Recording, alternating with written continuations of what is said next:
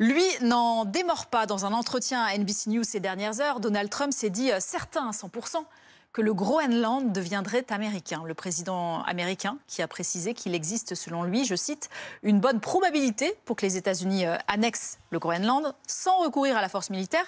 Mais il assure néanmoins que toutes les options sont sur la table. Cette déclaration, elle intervient 24 heures après une visite mouvementée et polémique sur le territoire arctique de son numéro 2, J.D. Vance.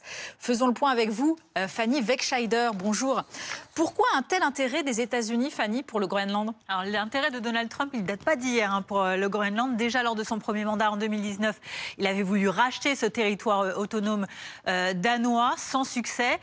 Mais il revient à la recharge. Alors pourquoi? Par intérêt économique. Tout d'abord parce que le sous-sol du Groenland, il est truffé de ces fameuses terres rares qu'il va chercher même jusqu'en Ukraine. Les terres rares, mais aussi des métaux, des minerais précieux qui sont très utiles dans nos industries modernes, par exemple pour construire des éoliennes, pour construire des moteurs électriques, des batteries, des puces de téléphone portables. Donc cette pression économique assortie d'une pression politique. Vous en parliez il y a 2 jours, donc J.D. Vance était en visite éclair au Groenland, où il s'est entretenu avec des militaires américains sur la seule base qui est encore présente là-bas, et il a été très critique à l'égard de la gestion notamment du Danemark sur le Groenland. Écoutez. Notre message au Danemark est très simple. Vous n'avez pas fait du bon travail pour le peuple du Groenland.